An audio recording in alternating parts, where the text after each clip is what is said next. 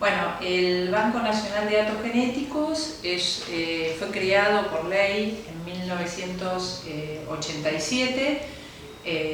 y la principal función del banco es generar la prueba científica para todas aquellas familias que buscan a sus nietos nacidos en cautiverio o secuestrados junto a sus padres durante la última dictadura cívico-militar. Este banco, si bien su ley fue sancionada en 1987, comenzó a funcionar haciendo estudios de abuelidad a partir de 1984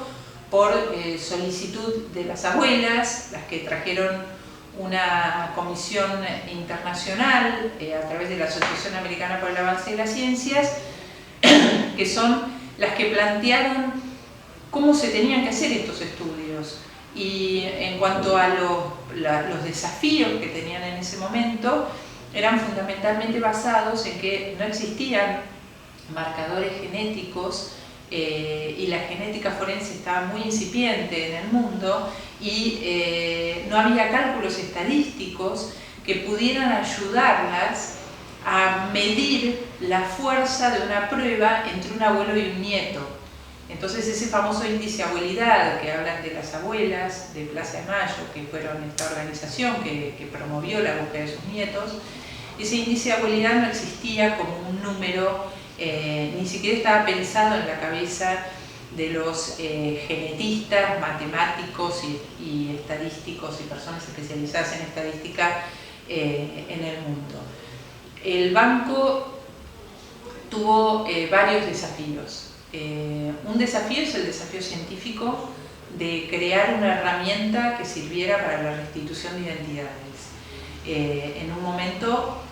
en donde la biología molecular estaba muy incipiente. Entonces, el primer desafío era pensar qué marcadores genéticos se pueden utilizar para esto y así ir desarrollando esas metodologías que luego se expandieron a lo largo del mundo. También el otro desafío fue pensar una matemática forense aplicada a casos de abuelidad, cosa muy compleja. El otro desafío, y creo que acá es donde el banco se encuentra como metido en la realidad social de la Argentina, es que la democracia era muy incipiente, había mucho miedo, el banco no estaba exento de amenazas. Los casos en aquella época de los niños, los cuales se llevaban al banco para analizar, eran niños que tenían padres apropiadores que no querían que se hicieran esas pruebas, entonces eran casos judicializados donde había mucha presión de los medios de comunicación, porque había un discurso, digamos, muy arraigado a la última dictadura, que era como que planteaba que esos niños eran revictimizados por el hecho de querer ser devueltos a sus verdaderas familias biológicas. Entonces, ese fue, creo que, el mayor escollo y la mayor turbulencia que sufrió el Banco Nacional de Datos Genéticos a lo largo de sus 30 años. Luego, durante la década del 90, el banco, digamos, también sufrió los avatares económicos de las políticas neoliberales en la Argentina, le faltaban reactivos, era difícil hacer los estudios, comprar el equipamiento necesario, y en eso las abuelas hasta hubo algunos momentos en los cuales tuvieron que juntar plata a ellas para poder lograr que se realizaran los estudios en el banco. A partir de la década, digamos, a partir del año 2000, viene la automatización, vienen las nuevas tecnologías, adecuar cada vez más ese banco que empezó con una idea muy primigenia y haciendo pruebas y errores a lo que es hoy en día el banco, también fue un desafío lograr estar al día con las tecnologías nuevas, participar de las sociedades internacionales de genética forense. Y el mayor desafío de hoy en día para el banco es estar relacionado con cómo ayudar a la región, porque la Argentina comenzó un proceso de reparación de los delitos, de los crímenes de lesa humanidad en una etapa muy temprana comparativamente con el resto de la región. Digamos, si nosotros miramos Uruguay, con la ley de caducidad no promovió los juicios a los perpetradores de la dictadura propia de Uruguay. En Chile hubo una transición de un gobierno democrático coexistiendo con un gobierno militar. De hecho, el general Pinochet fue senador durante 8 años. Brasil no quiso revisar su historia. Y así podemos hablar de varios países de la región que recién ahora están empezando a revisar esa historia que no revisaron en su momento. Entonces ahí creo que el desafío del banco y el desafío de la Argentina es ser un soporte, un sostén, un lugar de formación, de recursos humanos, para la región, digamos, para que se generen esos bancos que van a permitir identificar tanto a los desaparecidos como a los niños apropiados.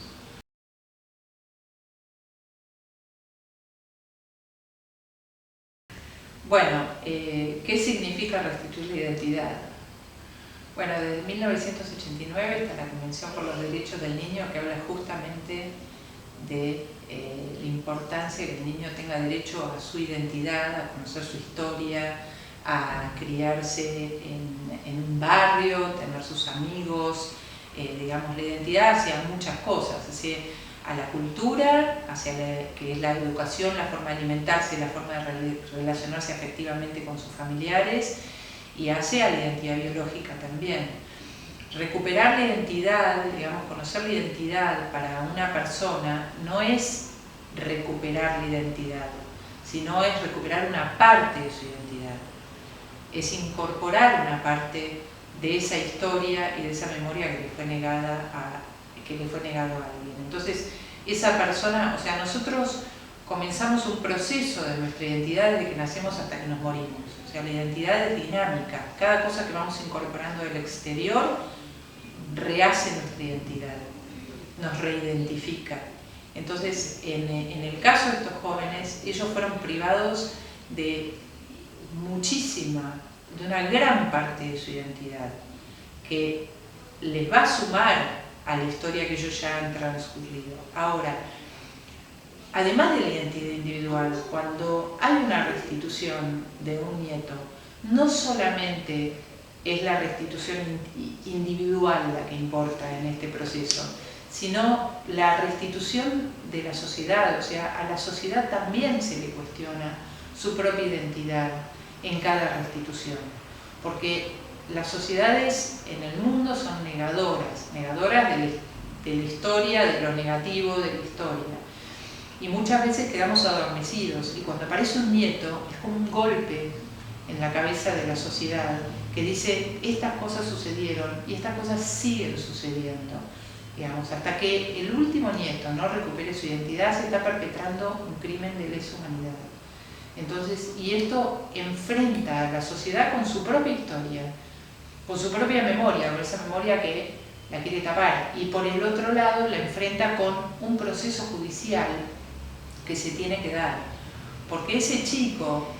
digamos, fue por un lado la prueba de un crimen y por el otro lado la víctima de ese mismo crimen,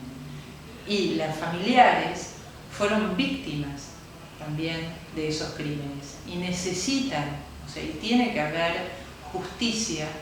para poder reparar las heridas del tejido social. No puede una sociedad reparar sus heridas sin ejercer la memoria, sin buscar la verdad y sin perseguir la justicia. No, a ver, lo que es importante entender, más allá de que estamos hablando de un Banco Nacional de Datos Genéticos que se encuentra en la República Argentina, es que Latinoamérica estuvo inmersa en un proceso donde las distintas dictaduras de distintos países generaron una asociación ilícita para cometer estos crímenes a través del Plan Cóndor. Entonces, que no es solamente la Argentina la que está buscando a estos niños, o no es solamente la Argentina la que está buscando a las personas desaparecidas, sino que es la región que ha estado inmersa en estos procesos violentos. Entonces, que es importante, digamos, para entender que cuando las abuelas buscan un nieto, no lo están llamando solamente en la Argentina, sino lo están llamando especialmente en la región, y a lo largo de todo el mundo. Entonces, esto es algo que atraviesa a las sociedades latinoamericanas, no solamente a la República Argentina.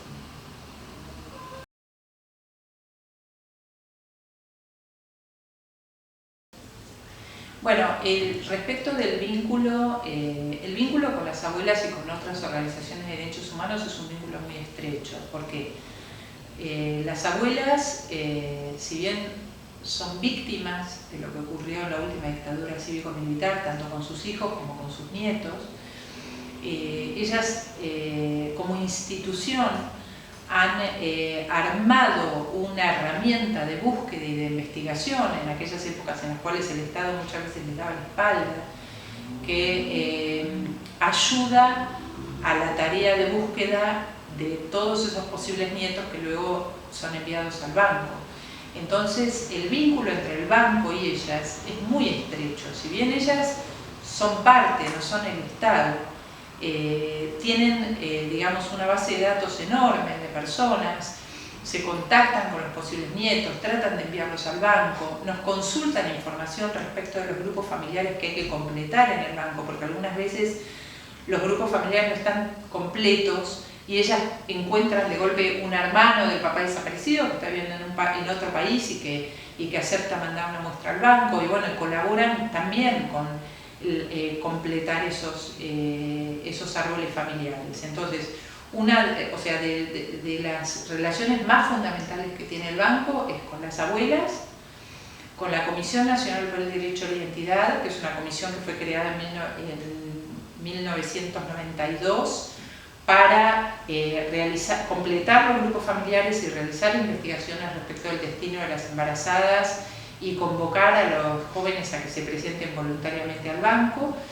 y también con la Fiscalía Especializada en Delitos de Apropiación, que es una fiscalía que desde el año 2012 realiza investigaciones yendo a los registros civiles, viendo las partidas de nacimiento, se hace toda esa investigación que se necesita una pata fiscal para obtener todos esos datos y facilitar la búsqueda. Entonces, nosotros tenemos una relación muy estrecha con esos tres organismos. Por otro lado está el equipo argentino de antropología forense. El equipo argentino de antropología forense busca a las personas desaparecidas, o sea que ellos buscan a los padres de los nietos que nosotros buscamos. Entonces hay una interacción muy fuerte y muy estrecha con ellos en cuanto a compartir los perfiles genéticos, porque la misma información genética que sirve para identificar a los desaparecidos es la información genética que sirve para identificar a los nietos. Así que son, digamos, esos 4 organismos son los organismos con los cuales el banco tiene una relación muy estrecha. Por el otro lado, nosotros como política en el banco y a los efectos de insertar a los profesionales del banco en la realidad de lo que estamos trabajando, porque es una realidad que tiene impacto histórico, social, las políticas de memoria, verdad y justicia. Lo que promovemos es que una vez cada 2 meses vamos a un sitio de memoria, hacemos una recorrida por el sitio y hablamos con las organizaciones de derechos humanos que manejan esos sitios de memoria. Y eso es una forma de poder interactuar entre todos, porque estamos todos en la misma búsqueda. Nosotros como institución estatal y los organismos de derechos humanos como las víctimas que merecen una reparación.